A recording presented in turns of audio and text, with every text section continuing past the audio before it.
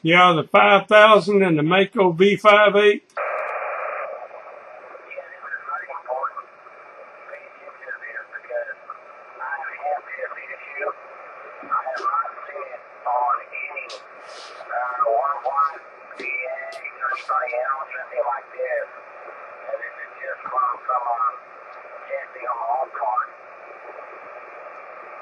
When you install that antenna, and you've got it up on a push or pole or wherever you may have it, it's very important that when you lower that one section, the first section down into the mast that you're going to hold it on, that you can't get a direct short there. I didn't get the last part, Dimond. Try it again. What I'm trying to tell you is that there's a directional possibility when you install that antenna on a mast. Okay, you mean there's a directional quality that you get in a Mako? No, it's a damn short. Oh, a dead short.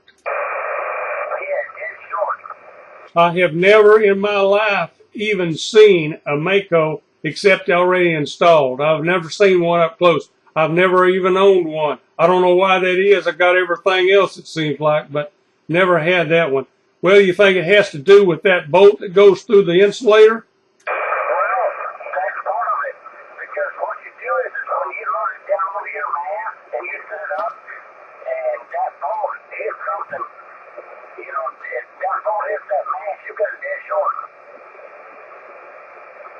I'm not sure. I know I've studied this antenna, the directions in the book, at least. I've studied it from that perspective.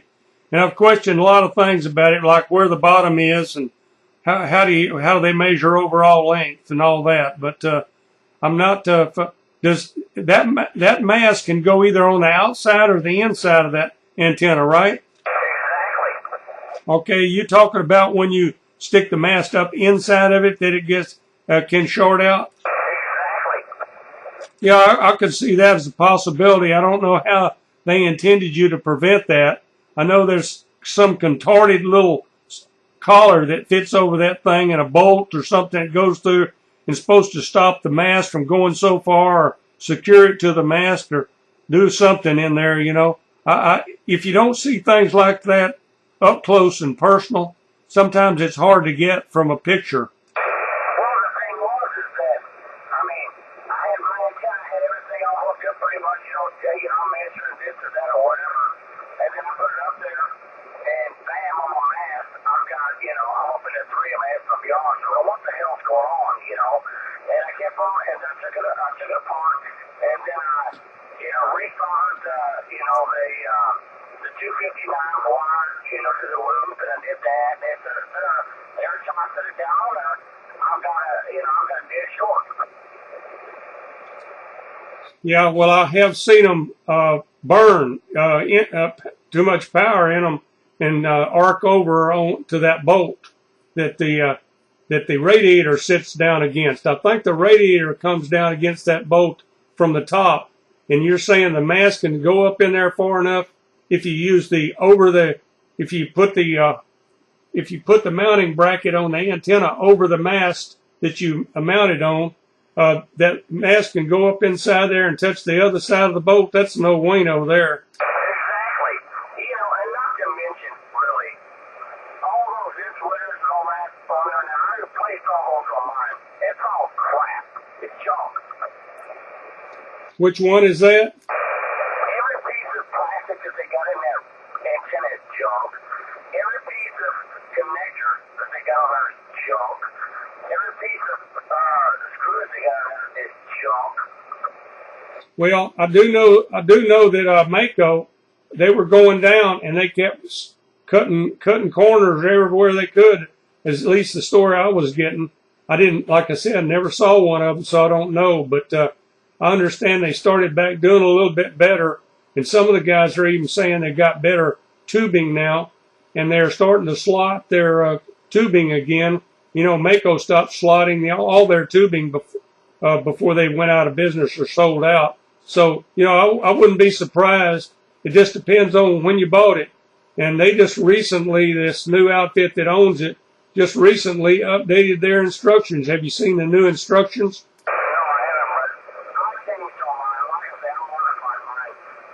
I changed all the insulators. I changed all the clamps. I changed all the screws. Everything I got on there is stainless. And then I wanted my top element almost at least 2.5 times the length that the other one was. Because that loop setup is funky, because the fact is that glue doesn't really clamp that hard onto that loop. Even when you clamp it and screw it down inside, you can still move it, you know, and that's part of the, you know, to get it into the 50 ohms.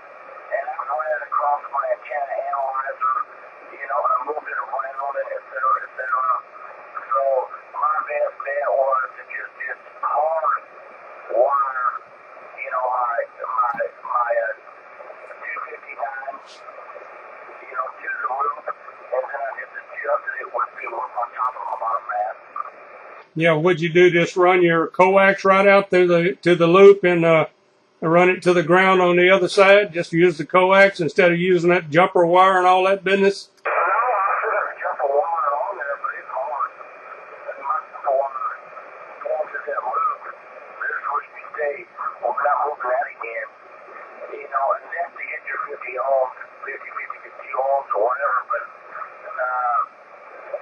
the thing is that the connection from Mako, it's real loose. It's like a little loop connection. It's not really tight. And when you're going to run 1,500, 2,000 watts through it, well, you're going to get, you know, bad problems. Yeah, you need a good physical connection. There's no doubt about it in the matching area. And that area is hot down there, so I wouldn't be a bit surprised. I do the same thing. You know, if I see some shortcoming on an antenna that I've got, I'll try to fix it too. You know, I ain't going to mess with it. And I always put stainless steel hardware if I got to drill things out or whatever, you know, on my antennas. I don't mess with that crap they send me because I know it's going to be crap. That's all they send these days. Man, we need to get together and talk about something, man. I got a storm duster that I had modified as well. Yeah, you know what?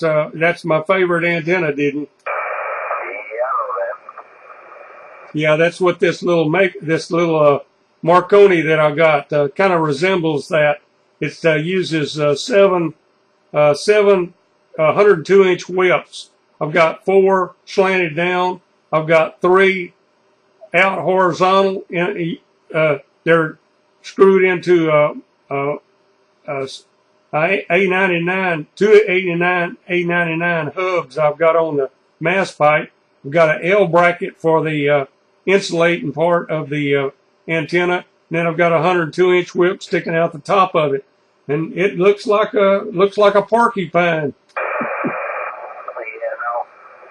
The one I got was the M400. And of course, I went and modified all that. I ended that hub. I drove that hub out and started all over there. And then I've got me aluminum, half-inch aluminum rods coming out from that. And then, of course, I changed all that. I drilled and tapped all that again.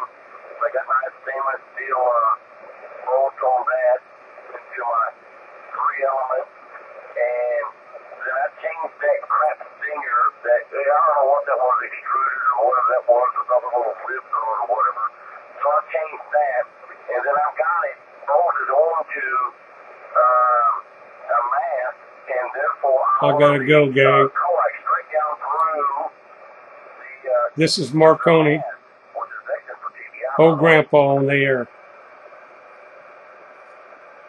Hey, Diamond, I was videoing this. I'm going to have to cut my video off, so give me a second, okay? This is Marconi, Old Grandpa again. Corpus Christi, Texas, broadcasting live and in color, and I'm going to have to let you go. I was just interviewing with Diamond down in Pearland, Texas. Oh, Grandpa, we'll see you. Thanks for watching.